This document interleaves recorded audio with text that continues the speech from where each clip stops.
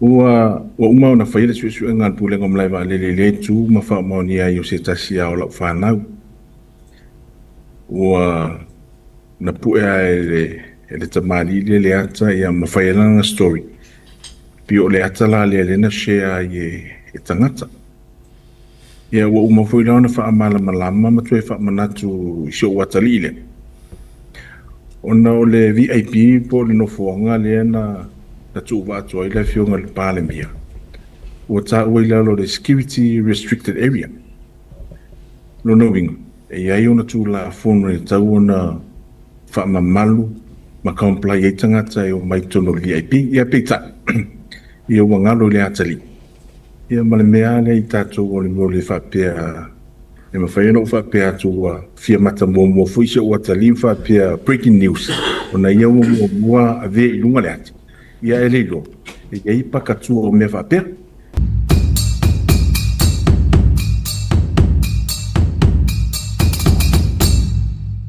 Ke whailan tō leo mora mātou so ta inga ma le fionga le pulisili o le tātou wa Malaeva'alele ia mga luenga tau Malaeva'alele ia i fio inga fo'i ia ma ia tunu i whafoa nga i tutonu si o tātou tunu fionga ia Tumanuvao Evile Falefatu i lungo le tātou Porokalame ia fio maia matala mai o ao i lungo le som ma loa fua i lau maua tālofa lava lau fionga i le li pulisili.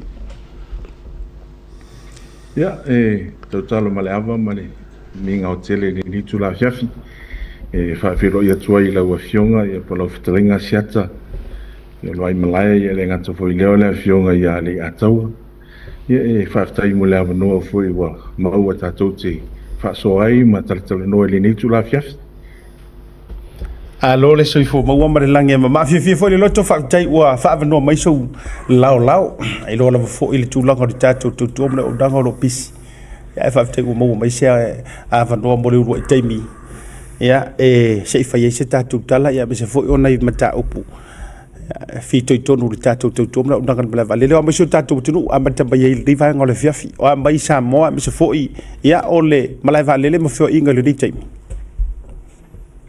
ya o le taimi nei o te lorte lau a inga o lo fa uma le inga o parolo pea. Ia, ai le ngata fui lea, ia o lo langi le lei. Ma na ia fui suru le lai le nei, ia sui fale olo nei. Ia le ngata i lea, ia lea i lava ni mea o tutupu. Fa pole i nai le atunu o lo le lei mea uma i le puinga ma le wai mai fui al tatou tamau le langi. Ia i me fai al tatou tunu i le aso ma le aso. O lo le mea uma siata ma le atau sa. Ia faftai le tua o lo solo ngal le me uma o le atato wo ile tato fafsili le to wa fe so fatalo fate wa o solo ofisili a o ke ro ke va kunga ke le ai wo fi fo fe lo ya ko ya Tumanuvao ana to ofisili me Tumanuvao ya po fa ngana va le lotu fo le plaso to fingo lo ye ni taimi ya o fatu le va tu pe o le va no wala nga o le sunga ya Tumanuvao por ofisili o le fo sunga fo to morunga ya maro ngai kusaka kofi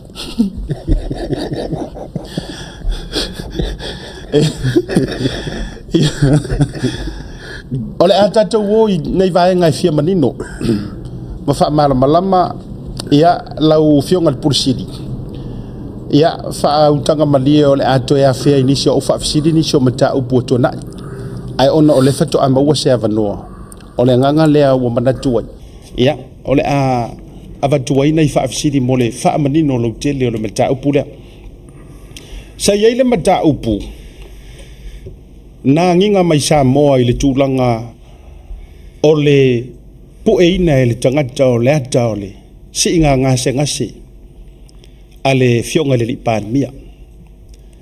Ia, nga sauro i lunga lea ka upu makala ma le tele a na lau manuia e le ilopo o se spai al pule o le Malaeva'alele. Ia po le pule fo i o le Malaeva'alele. A le lea la ofisiri sa atu.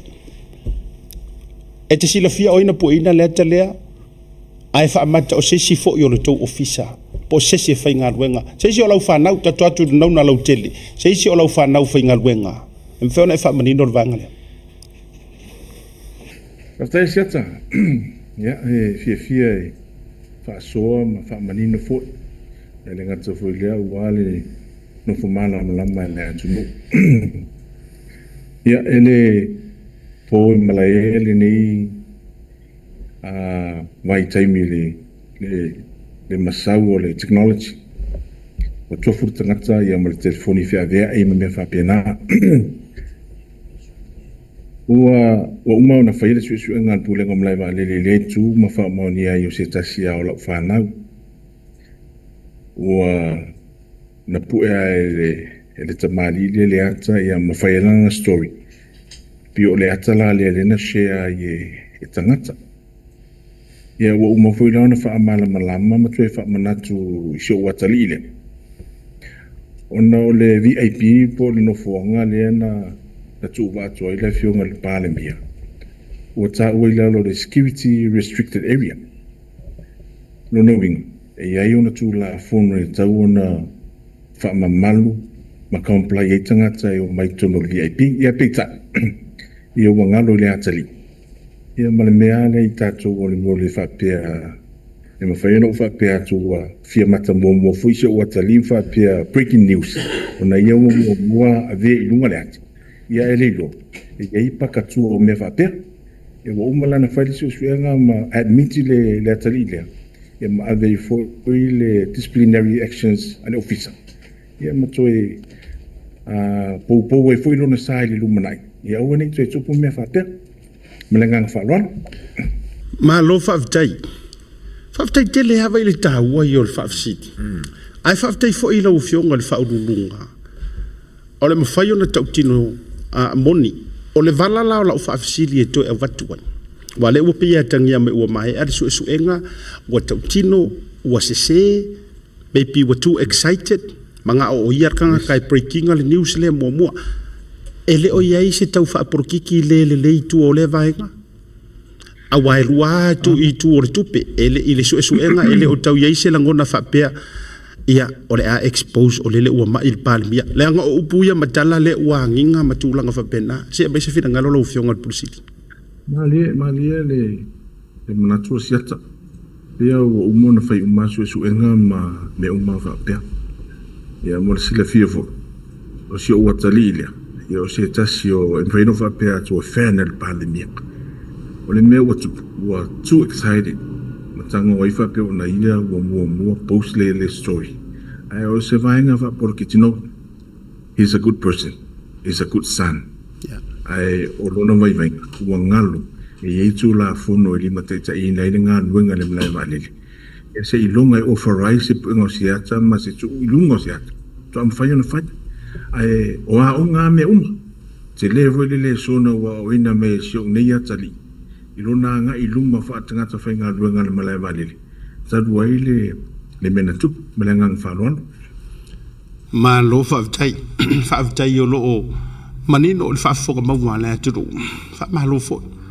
Tātou tau te talia uma vaenga e genuine mistakes.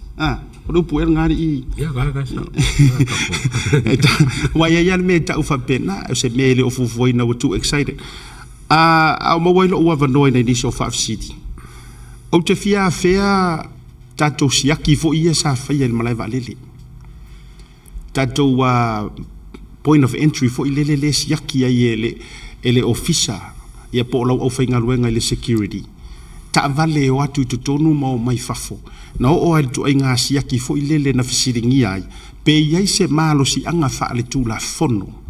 E whaatanga ai o na whaataunu ina e lau au whainga luenga. Ai pe ai se a foi.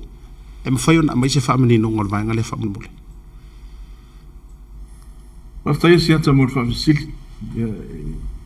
Pe o le tā ua le nā o le tātou whaataratanoanga le nei e fiafi.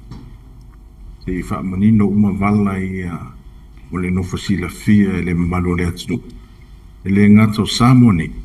I o tātou a inga fua i mapaanga mai atinu mamau. Ai le whaia se ngai o inga whapea. E mua o tā pā se liko opini na lau loia, lau liko team. Pe ei se malo si anga i lalo tula fongo pulenga Malaeva'alele. E mawhai na exercise the authority. E implementa ai security measures sia. Muna sila fia e lau a fionga ma le a fionga whai le a taua. E tolu awa ia so. o tu upe fe le ka paka le Malaeva'alele fa o ngai le la o malo si se tu lo ai le mo e le tangata na fa paina le fana si tu lo ma fe ave le fana ila lo tu la fono pu le ngom Malaeva'alele. As a general manager, I have the authority to exercise and add added security measures to safeguard the public. Ila lo tu la fono ia te au le malo si anga. E tue wha popo e ni si security measures. Ina ia maru pui puia le hatunu. O le ala tonu lava le na whai ele mea tau o le land site screening. O le wha moenga. Ina ia maru pui puia le hatunu. A wafu ile le i maua tangata le ana whea ia la umalosi. I tu tomo o ka pakana Malaeva'alele. Ua tolu ia whea so. In approaching a take it pulengo Malaeva'alele, we took the proactive approach. O le wingon whamtalang. A wa unofua, a topo mai se pe fea I se mamaru le atunu. O ie pa u I le ururo le lao. Ie pa u I atu Tumanuvao man pulengo Malaeva'alele. Ia matele I talo whapea. O lai ae eva le pule o le Malaeva'alele. So we took the proactive approach. Exercise ele manu si anga lea ilalo lo tula kono. O le mea lana. Ele I malama le atunu o wae e fau le vaai le atunu. Ai o le pulengo Malaeva'alele ma natu vai se silia le pui ana I lo le tonga fitia. E le se ngo le siaki le no fatunuina e la staff ma le siaki le siaki la sene. E vai le la sene.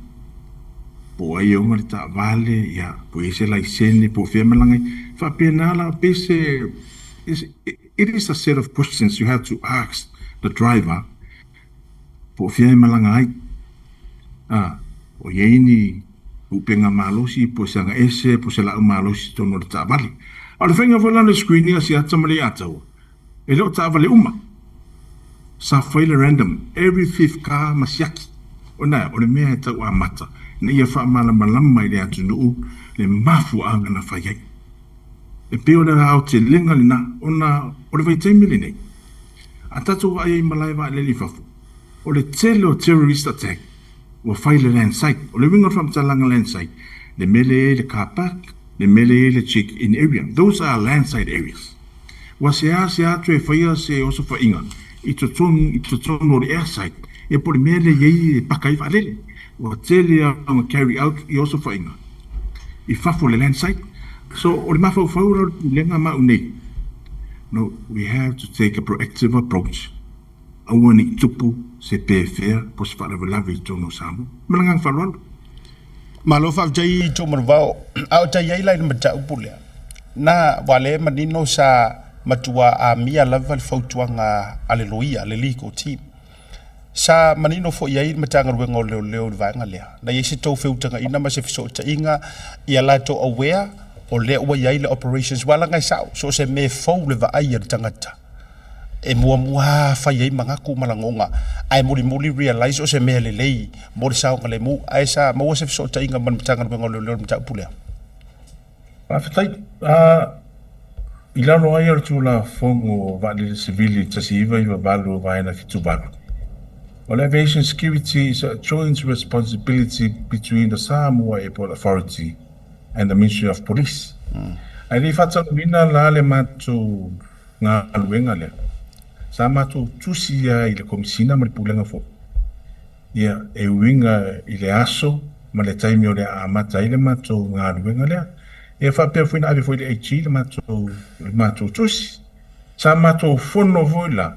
Ina ua amata ia mai atu ngalunga ai pita sa mawhai lava no pui a uman pulenga ona oro I lalo le tūla fono o le mea via wha mamafa sa matu longo ina ele ngata ia mat awareness program ai o le tusi fo sa mo muri ia I le ofisa mo le lato awareness malo whawtai a lewa tuale a tau e lau visiri ke lola o lewa na fia vatu se pomo le a tau no toi fia a fea le vai ngai leata le sa puina whawtai o lewa e sa unoa lono winga o lunga I le posta le uso lea po le tagalau tama whai ngaluenga lea lena obtain mai il observer fa fe no il observer na la to maua I le vai ngai lea matulanga Whamole Evile wai pe o la tau le lena au mai ilunga.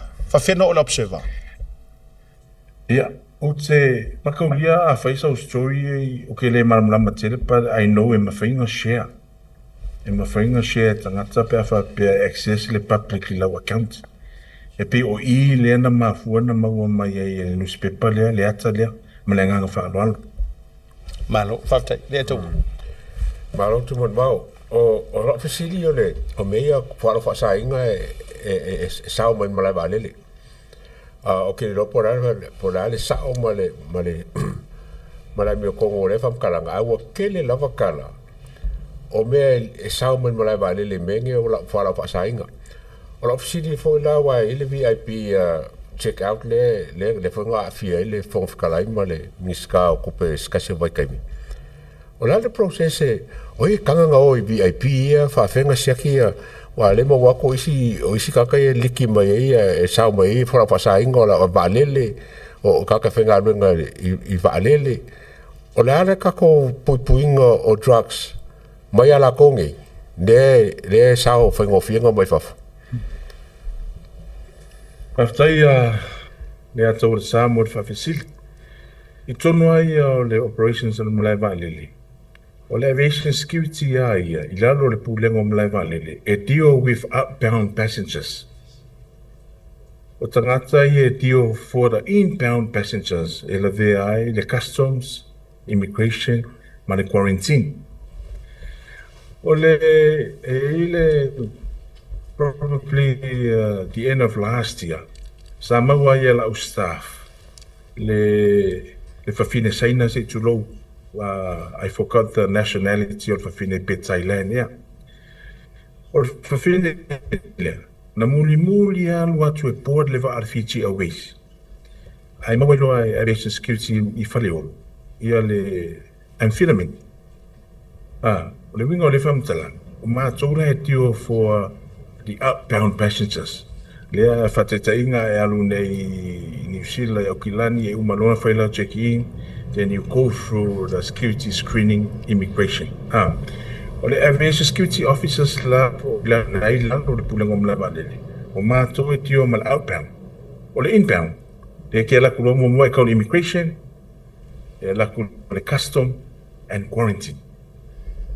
Mo le sila fia, I tutono o whaleo. Ua ia tātou x-ray scanners.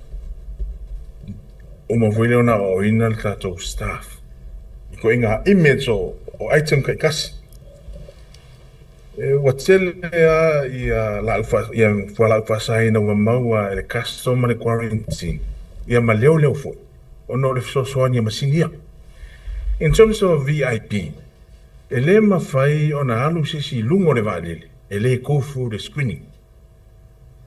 Everyone has to go through screening. Se ivanga nai, the head of state and the Prime Minister. Those are the only two exemptions Elema Fai will go through screening. But everyone has to go through screening.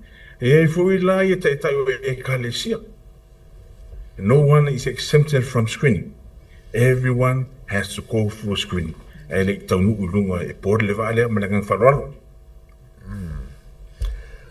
Malo lava le mo le whamaramainga.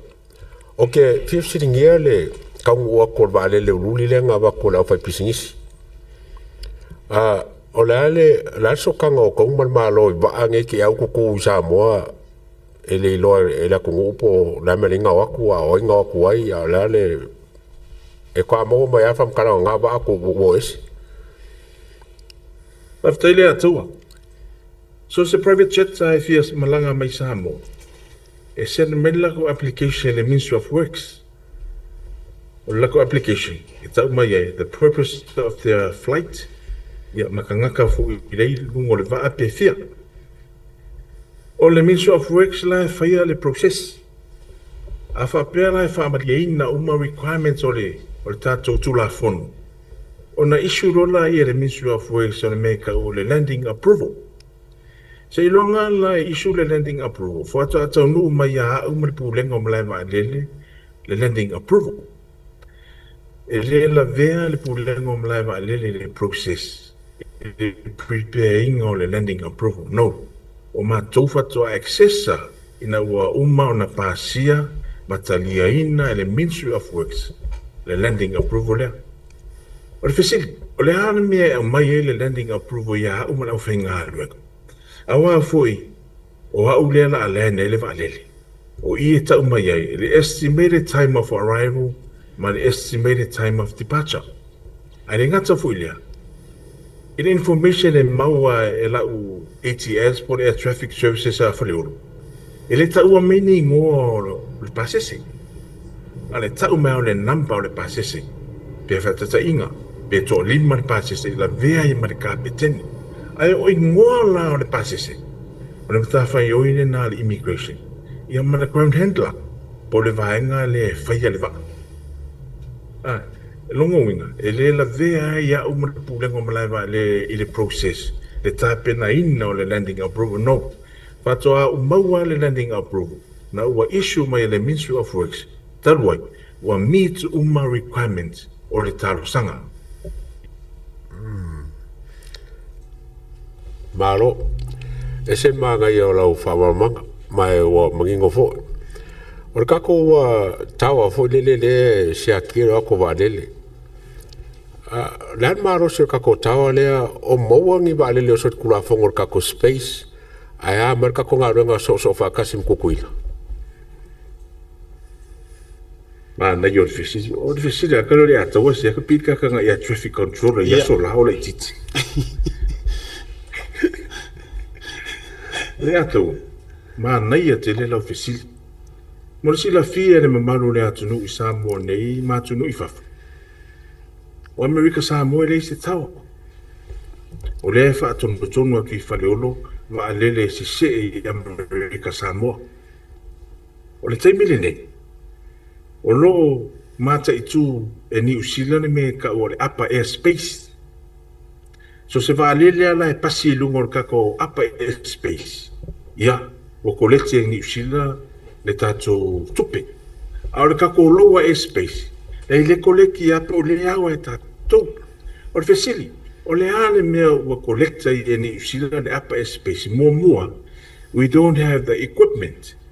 E control ai le upper airspace. Ona lua.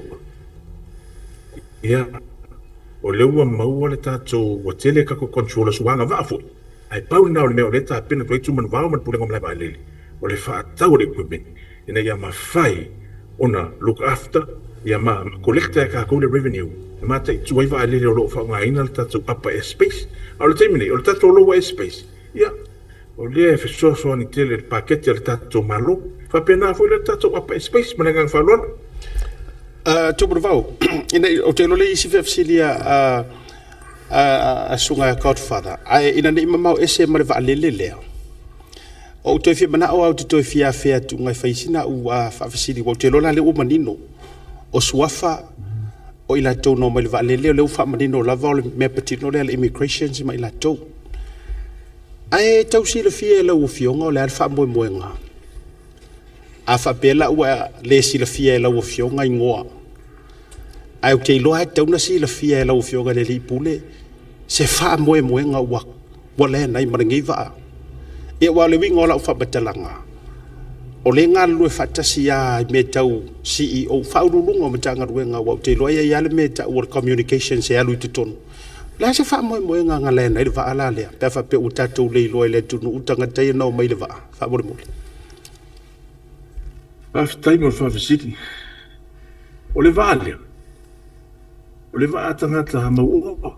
O tangata fui e fia o surplus. Tangata whaasei. Fia lei mātou mai sa vai wa e pie ngalu maurulunga le mātou nui ngā utawai. Fia lai whaasei. O i o le matawhai ui le tangata. O tangata e o mai e whaasei. Sano nofo la le Seraten. Ai whaasei tua isi umu. Na maua lea manua matala noa ima pu ele mātou wata na la o maisi vai ngai o. Ia ma mātou tala noa haini matau mai. Ia o meo lau papa whaasei se tu lo. No mai malato e o le lato break mai na o mo Hawaii. Ia o le lava foi vai Hawaii. Ia le ala no mai e explore mai Samoa, no mai e le vai aso lua vai sono mai ai. Ia ma waile ava no explore foi le beauty o le tātou atunu. Ai o tangata whaasei. E leo ni tangata vui wha sori tu la funo mle ngang wha nolo si ata mle atau. Pai le mana ia. Whawhitai te lea e la ufionga di CEO.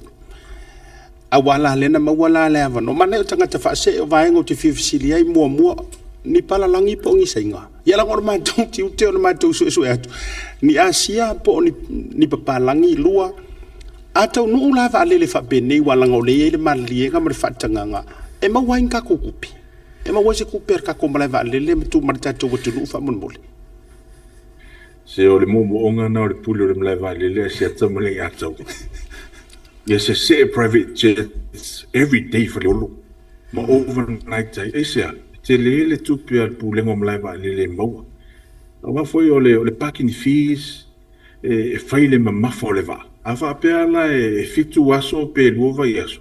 Te le foi se nasi e leni o le afsoswani le pakete al pulengo o tangata, le pakete al pulengo Malaeva'alele. Morsi la fia. Ua increase le private jets i Samoa i le lua pasene. Taru no tula i mai o se pule o le pulengo Malaeva'alele. No winga. E tau mai ai. Ua ia ele fia o tangata maua. E asi ma whaia lato malo longa. I o tatou whare tari malo. Ia masi le mana ia ma le matango fie o le tatou atunu. A lua pasene le increase. E tau mai ai. O loa nga i lunga le whalawioina o Samoa. O le pulengo Malaeva'alele aia. So se taimia laine se vale se ese rota mimita. Ai sea, o mo foi sina se leni e so soane lima vai. Ia malenga whanalo. Lono winga la wafionga i Purisiti. O tatou Va'alele la ia na tau nuu li teimi foi lelele na malanga tuai tatou foi mai saina le proklame le sa amater malo. Le na tau nuu tuai tatou foi ele na lolo tu tau fi. Tate ia la le purpose o ai lono winga o se vaenga le lei mo la ufionga ma le Malaeva'alele. Le to ai tau nuu wa ele ngata o private Va'alele. To o Va'alele ma mafa. Mo le landing fee ma tulang whapena. No fitala ngasi ata piaru ta o le tula o sola. Sa o mana o e wha malanga mai saina aisea. Ele ngata o le departure tax. Ia o le landing fee ma le parking fees. O te mana tu wale mātara noanga ma le CEO o le airport of Tupai. You know Tupai is a wealthy country. Awe mele tala le tamaloa ia te au se tasi o fono no mai whiloa iai. Whapea nga ia ua kele kupe a Tupai. Anga leo wakwa Va'alele mai sainga. E leilo ai, lea ia kele a kupe a sainga. Lono winga. O se whaamanianga o se Malaeva'alele, le lana i o Va'alele, all the way from the mainland China. O ia foila, e teilo ai, o mwhaiona kete whareolo, so se toina Va'alele, so se toina mamafa. O le whaamai ngale i e pulengo Malaeva'alele, manu ni whatau wa. E tau tala fo ia marwha i tete. Te manaua e tō mai ata tō flights ia mai saina. Ele ngata, Now ngā mo economy, ai o le maua i o awa noa, e sao lai tato local product, i tangata mai mo mai. O le wha mui ngā le nā, pia ono whaiani, so se taimi ai se Va'alele fōu i whale olu. Se o au le tangata mi mita le iai, e sea, ma maua fwoi sina wha asilinga, o tupe maua al pulengo am Malaeva'alele, a wāna fōfua ngā aluma mau. Marangi ngā whāna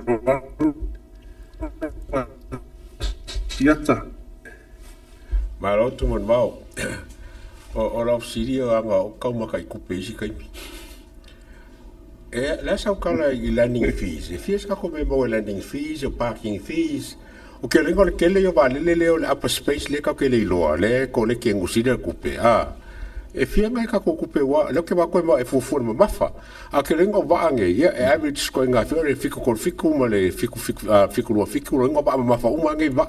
E fia sin kako se lengi kausanga mo mo ngeme le upper space or lower space mo le parking mo le landing. Okay, ya o le tatou upper space ale mo mai ai ni usila.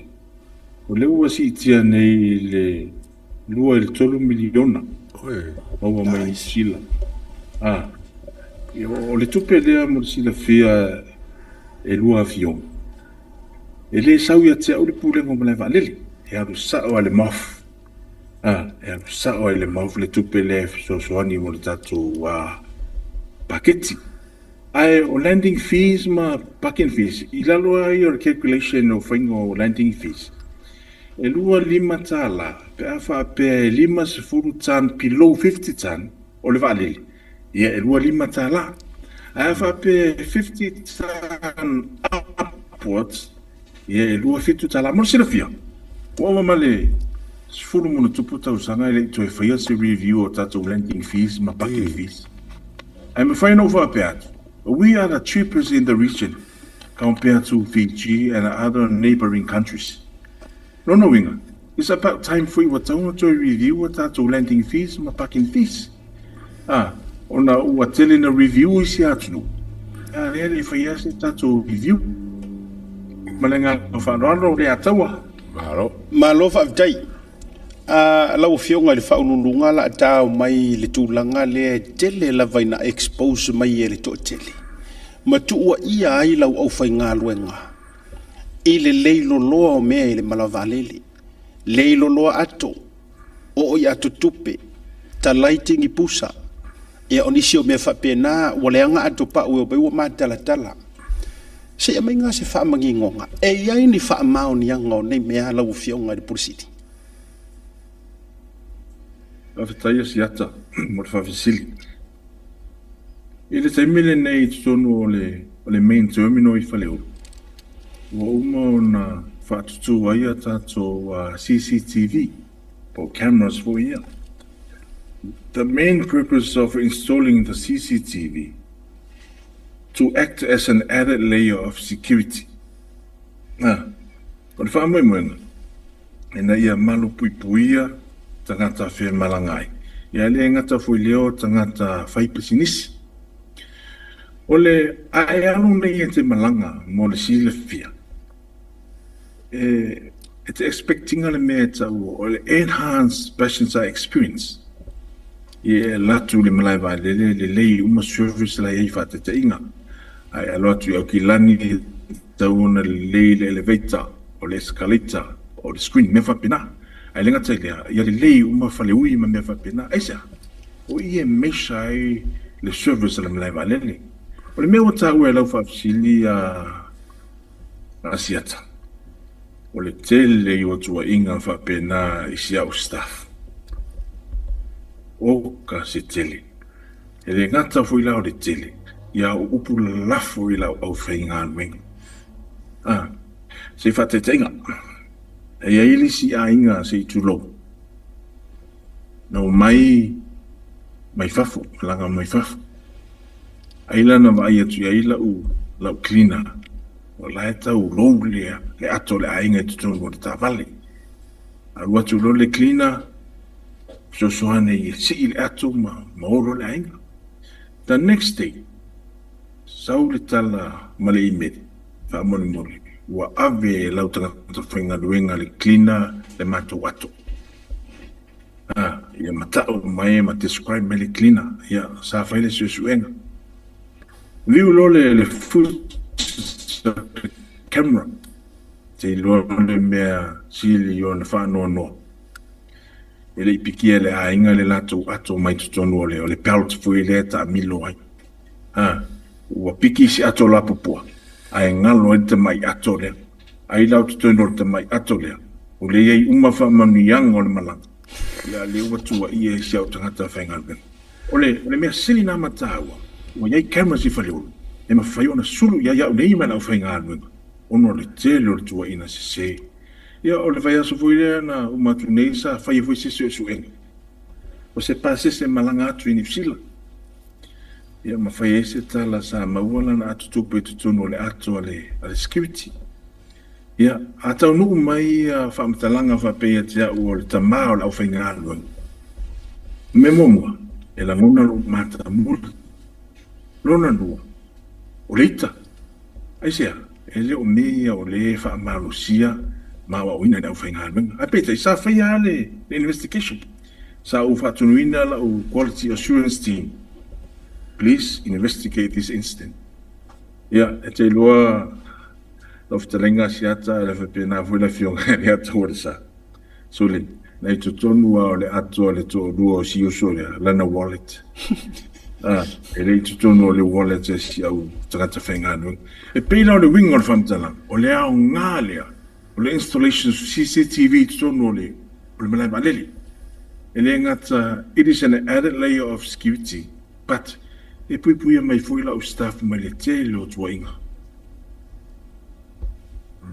malo fa tai ole tele lava o fasea ia e fito tonu wa ile au nanga tulo au nanga lo tele ia ele se matou tio ia ma matou fa leo ia ole o mo tonu wa la fionga ile li pursili ole le leila o nei vaenga ole ia CCTV ma cameras ma tulanga uma la fo ia fa tai foi la o te lo o tua tu nei me uma ia ele te tauna fai ngā luenga pe se tasi ma fai ona mawaina tūlanga o lo faia ia vaenga fa pene ia me se fo ile tūlanga ile damages o falenga ino o tūlanga o atopa uma vaenga fa pena ole le se o fa fsidi la o fionga pulisiti a le na sau noa ia le atau tūlanga o se leni maua ai ni fiso soninga ese mai vaenga ia o lo maua e tūlanga o le tatu Malaeva'alele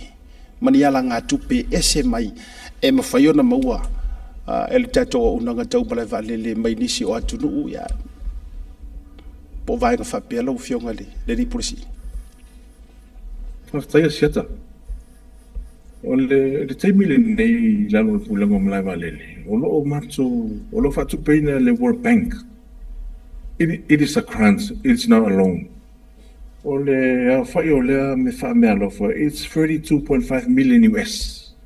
Wow. 32.5 million US. Ole tupela nei ma le World Bank. O e tele ngā luenga le lei memomo. Ole tupela ole ua whaafu wina ia mo rio le malai. Atatu wa ai nei ai le se vade. Ese le au le lei o fale olo i na moli. Ele ngata fu ile.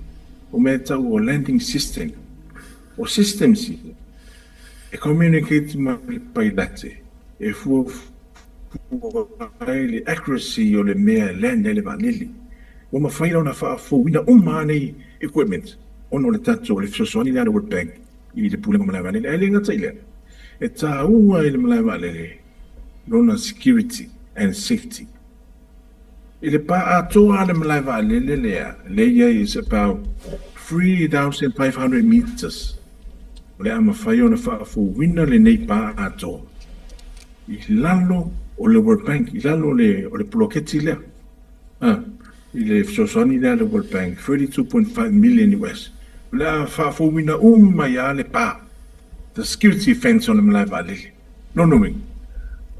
Yese taimi te ua malanga mai le lumanai. Te ua mai wa yese pa fiberglass mesh. Le a kapa mai fale olo. Uno le fisosoani leo le Malaeva'alele. Mo sila fia. Ese le te leo leo ngā le World Bank i tono le atina e o pulenga i o Malaeva'alele. Ai le ngata i leo Samoa atoa. Le ngata i atatu awala. Ia o mea whinga luenga fo i tono pulenga o Malaeva'alele. Mo sila fia o lo ieri fofua ngā pulenga ma le malo. E toe whaola mai a sau mamaota. O le winga on whamtalanga. E iei le whaamuimuinga fo le lumanai a umanga e check in ni Auckland Airport. Nge la kuleva ai le port fo ile ia whailo flight. Whai mai. Auckland to Asab. O le miti le na. Awa o leo wa amakanga well developed po. E tatau fo ona well developed sava. We have the best infrastructure in Port. I can tell you that. We have the best infrastructure in the region. I say, pawana ya sa mai New say chulo. Te sa wa connect sa o our preach, kele ko ela idung on tamak. Ele pela o Isika ko islands ya nearby.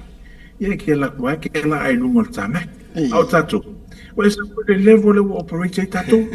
Wa sa wa koni ti sa o le preach e sa we a kan ma me ti alwe sa elevator or escalator or take the stairs. E mar fa lo lava.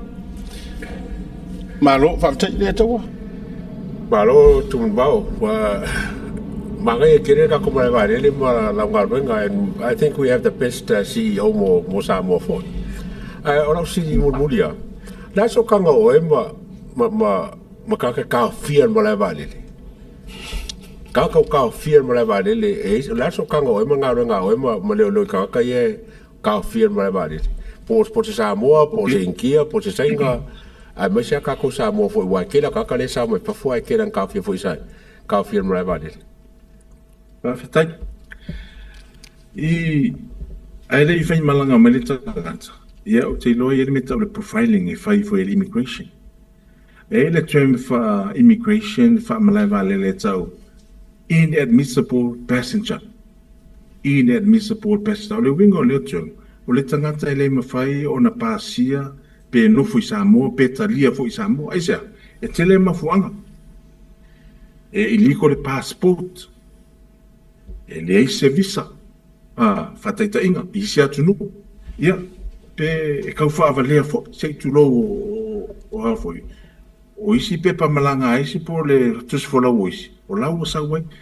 Ele safuru toru tau sanga le nei talu no whainga ruanga le Malaeva'alele. Tasi roto. E wha instance wha pea. O tangata ele ima whai o na talia hina le immigration. Una. Ele o a toa pe pa malanga. E te tau o na urufia e le tato atu. O le mea lai tupu. E to e riskwina. A to e whaafo ilia. To e whaafo ili wa'alele ne sawai. Aisia, una e lo mitina requirement. E mawhai o na malanga mai ai Samoa. Malo fa te Tumanuvao o le fisiria ai o le fia mana malama. Uoi uma mai si mata ngā ruenga mai si au whai ngā ruenga le leo ni la tukitongi. Talu mai le whenumia inga o whai ngā malo na tauto ne. Ai le kai au i men Malaeva'alele. E le kai fo ia tulong. Ia e pe whapeu fu o whasea mai lau o fionga le purisiri. Nga maua sa kukongi pe nga maua ni tau tutongi vaenga ia ai po ye foi sesi vaenga sa wai ni o ka kukongi la o fio. Taftai sia ta mo fa fisit. Ole pulenga ia o Malaeva'alele. E la lo me ta o le SOE for the state owned enterprise. It's a public trading body. Ole winga ole fa mtala. E su a wa tupe. Ia a mo se fa silinga. Ona avele le malo. O fatata inga le tausanga taluai. Ila matanga o le tausanga. Sa ma whaiona mātou fua ina ele 2.4 million. O le mātou dividend. Ono le mātou profit 7 million sa mau. He tausanga wha le tupe o tua nai nei. E le anu la sa paketi le malo. E su e awa o tupe se i tulo. Ia, a mau le wha silinga. Ona avela EF sosoani te tātou overall budget. Ai o mātou tongi mo mātou me uma. E approve la board of directors mātou me uma. E le taimila nei e le pasia le paketi the overall budget le malo. Ia, e lo ia se popolenga ia te au mara uwhenga luenga. Lo so lenga so longa le nei ana mātou ngā luenga. Lo maua mātou tongi, maua mātou overtime. Ia, malisi mefu. E tau fo ia o na te le whātua tu o le pulisili me pulenga.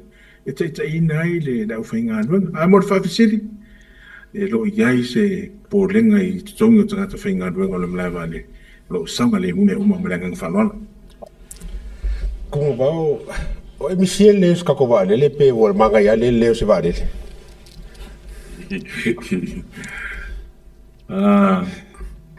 Pia ono whai atu le taimi mo whano ke atu o le sa. We have the best infrastructure in the island compared to other islands. Ia ila utala e masanina whai ila u pulenga pe a whai mātou whono. We have built the garage, but someone else ka le paka ila lo tato garage. O le wingo lo whamtalanga. Ua le le tato whale tāwani. Ai ese le tāwani le pakai. It's a need. We have the best infrastructure, but e mana o mia se tatou valele. E mana o mia se tatou valele. Aisea, o le tatou ave fuale. Tatou ave fuale. It's about time o tauna fai se tatou vale au teilo. O le mea fwele na le wawa ai e tatou fai ngā malo le o tulai mai. E te tau na iai se tatou. E iai alo le phrase leo te tali tonu ai au teilo hoi e te lua tali tonu ai e siata ma le a taua. You won't progress in life. Barely jump out of your comfort zone. E le mawhaiana e progress leo langal ni. Pe no funofo ai tonu lo comfort zone. In order for you to progress, you need to jump out of your comfort zone. Take the risk. Take the risk. O tangata umai wa manuia, they are a risk taker. Everything we do, they are a risk. But how we manage the risk, o me silina matau. I laua, I loa, man lau tu alalo, it's about time. Tauna fai stato valele malenga whanau. Malofa vtai, lau fionga le polisiti. O le fisili a ngai i le vainga a ngai tangata whainga ruenga lau tele le malo. Ai u mafuana u whaafisili atu so whiringaro leanga o lau fionga o le CEO. O le opu ele natia, ma le tala i naiso e so e ngā atu i Samoa. O tangata pito sili a ian whaafenga tā i le whainga malo o le fast. O tangata o pūlenga ma whaurulunga o mtanga ruenga. Whamarulua tua i le vaenga o le tatou tauta ia e foi e arua tu sao a le tu sao o tatou whaafsiri. O le mātou suenga manai vaenga mai a i le lafo i tausanga e mbese foi i le taimi o le asu i e whainga malo ma le rei whainga palota. O le upua lea ni maute maua o tangata pito i whainga tā ia te lo foi i le nama le laina o te launga tua iama ma whaasoa tua i le telo taimi. Ai a mai sau whira ngalo. O lea o oi o le CEO na e pale mai i lalo le administration na le fast. As a CEO o le Malaeva'alele, ai ua lewa na e tautua i lalo le administrations ale HRPP. Mai le taimi o le soifua maloloina i uta le fale a i le tūlanga fo i o uto mai mangava. Ai bese fo i o le Malaeva'alele. Se e mai nga sau fina ngalo i le neiva engol. E mafua i se ana whaafeinga tā ona fo i lele adjust mafaufaunga tu lo wale nauna lautele o tou whaululunga. O matanga luenga. Ina ia o ngatasi. Ai se ape uma e ape e no noa nga i se vaenga wha upufai. O le haso na mafua nga e mwhaiona e whaasoa mai le vaenga le wha munmuli. Paftaia se ata mo whafsili, mana ia tele le fisili. Le mea mua tatou mafau ia i le whaas furuta usanga o tūlo i maileta o pipi. E lo se taimi pupu. No win. Ua mawhanawhana le mawhutanga tangata whainga ruenga ma le nā fwoi whainga malo. Peitai, i le lua whea ma le lua tasi, sa i ele suinga. Sa i ele suinga. O le mea e mwhaino whapea tuai. It takes time to adjust. I se suinga fo. Talua ila.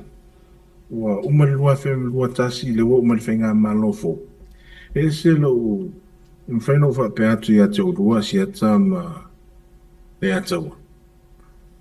Ma nai o le mato whilo inga ma le fionga pale mia mna kapeneta. I le ingata, i le taimi e le official le lato wala wina. Whapea fo i le mato whunutanga ina wauma.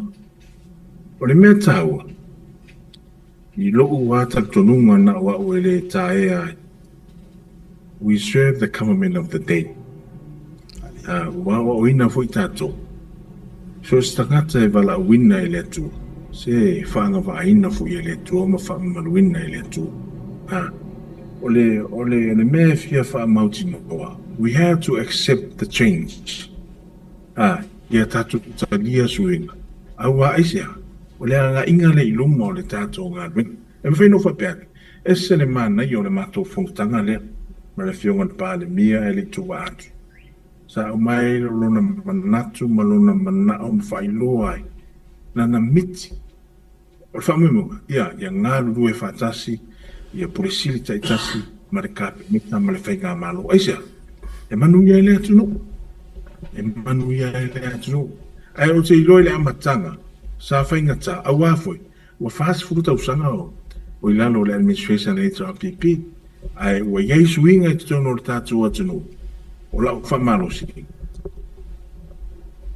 talia swinga and move forward as one ya mananga fa lalo malo fa tele lava after ilau fionga ile pursili o vai fo iwa telelo tato e time fa malu luatu ono ole tato ru i time le amala utatalo ele uma yel telo vesili e o foi tote popole le malu lo telo le atunu ya ele fa pe fausia mo roma ile aso tasio la uma me ole tato au tato popole e ya ile le tato tarsanga ole a fai le fionga de CEO a fa fonga mai le malu lo telo Samoa e faatala ulato tato por kalamela u fionga el pulisiti ia maua mai ni o wavanoa maybe weekly ono le ano ia vaenga mai ole tautinonga le ana fai el por kalame o tūlanga ole transparency fa mani nongo mea ia male accountability e uio upu e fai ngā malo a o tautonua o poututoa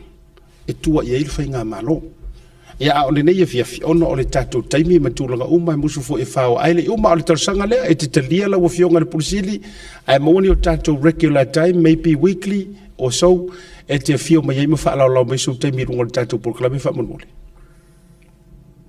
after yes yata ma mole atawa mole avanoa ele amata ai pe mana ia pe afa pe monthly na yo atuai wa telefoni me fo tato tala no yai ai o fa manatu le atuno e le mato website ai ni officially e ni me te fia mana mai set up to le Malaeva'alele ma services available for all go and visit our website it's our the website of the Malaeva'alele update item uma fo na fa tonuina la IT team make sure you update the website daily ina ma fa no reflect swing o le mato ona ya ni me foi ne ma fa ona o be ele atu no e o le winga ma le o le winga fa mtalang na yo mai ata tu tagata wala tu i lo o services ia le available i faleolo o le time le matala ile fa le ainga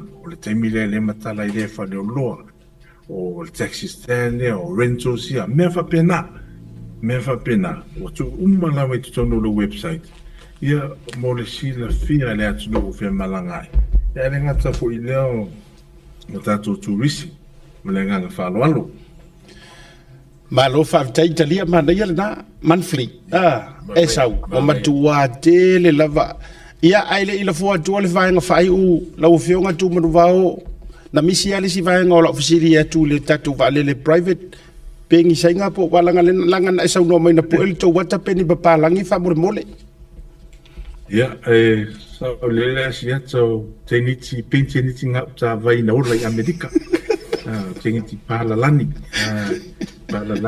no mai fa sei o nga Samoa Samoa o lo ta vai atu ai na teniti pe ye ni o la to pito sa vai si o mato no le nga ta foi le ya o le pe alo vai atu ya o fa mo nga ia tele tatu tangata mai mo mai wa morsilfia 80% of all the tourists and the travelers they use aviation as a mode of transport no wing now the lowest 4% dale fa ngata to mil 20% to 25% of the GDP it comes from the tourist industry tourism industry no wing it's the aviation.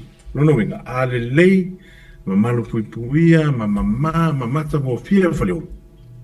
It will definitely enhance the experience of a traveler from overseas. Esa pawalo le gateway no winga sawi faleo le leile wonanga. E al watu foi le mele e no foi I faletani malu. To te le ala na ai Samoa aisa sa le service I faleo.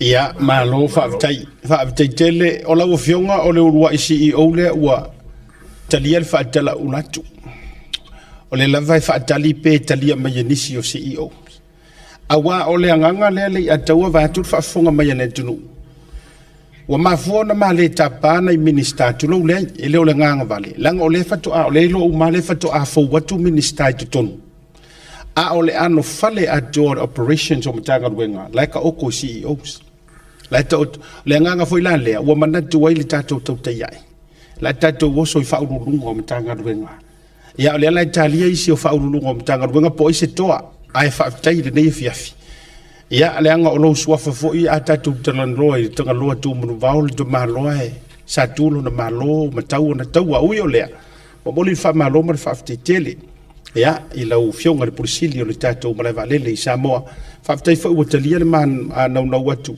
masina mo o tatou vanoa ya se fa ilo mai ya marisio vai nga ona se fia le tatou tu ya o lo fa anga mo po mo wi lau tutua o le Malaeva'alele o se no foanga e fa malu ai ni tulanga o fa fita uli le aso male aso le upumoni o le no foanga e ia ilunga le malanga le maliu male oti tu no walanga o tangata i o atu mo ese mai ele mse solta to wi lopo o atu mani au fa pa pomu mani tangata fa pena ele tau masina fo se simre fina ngalo le tua a le talo maru puipuia ya o la vea yo le tua le tutua I like lau saunanga le wa sauno ye serve the government of the day matalia swinga matato walu wailoa ya la fotu so no nga fai tatu to mavai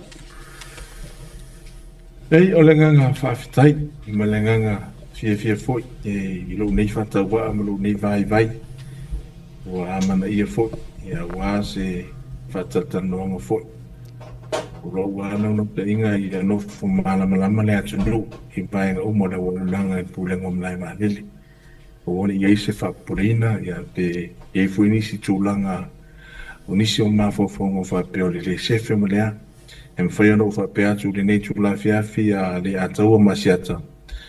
The operation is safe and secure at Faleolo International Airport. E le ai se whapoleina o le waunanga matatou ngā luenga whai. Paua o lea, whaafitai mo le amana ia, whaafitai mo le amanoa watu ina mai tātou te whaasoa ai. Ia le umana tātou whaasoa. O lau te taro te tātou te maurilangi alo whangia lolo urua whaiva whaito urua i le aso ma le aso. Ia waa fōi le longo pui ali foi le mamalo le atunu i me umala le tauna tātou malamalama iai. Ia e whaamaru atu ia. E lea ia se palolo iai na o tamai palolo lava. Ia esi taimi o luma tātou whilo ai. Ia maua lunga pēr le viinga o le tua. Ai o le mātou te talo. Ia maua le soifua maua manilangi mai le nai tū o le tātou aini. Ia wā fwoi o lua whaiva o lo whilima i le aso ma le aso. Ia o lute vai atua o nati lua to anga i le lotu. Kau ala o whautua ma wha malu losi le lei le lotu ma whai lua to whinga ma le ato toa. Na whamanuia ati le leo le tua i ate. Lua ma le ngang whalalo. Kai Tumanuvao. Ia, whaafte tele whamanuia ngai le mazosano. Tatu whaatou whaamuri taibi whaasofia. Ia, ua umare tātou whaatataloa ma le pulisili o le Malaeva'alele. Your thoughts le atua? Silapu sengi. Mai kere le awara leo ka nga ianga i CEOs. Nanga la ko ule sa fa yo wa ke ka fa ngai miska. Yes. Wa e fa ngai miska ko fisiri CEO. Asi dia ka fisiri sa o CEO. Ta uana o ta pokalamena. Ya, malo. O isi pokalame, yo se le la o isi pokalame. E o mingiska wa ka manga le sa ka o i ka usanga den kia. Al te usanga nei.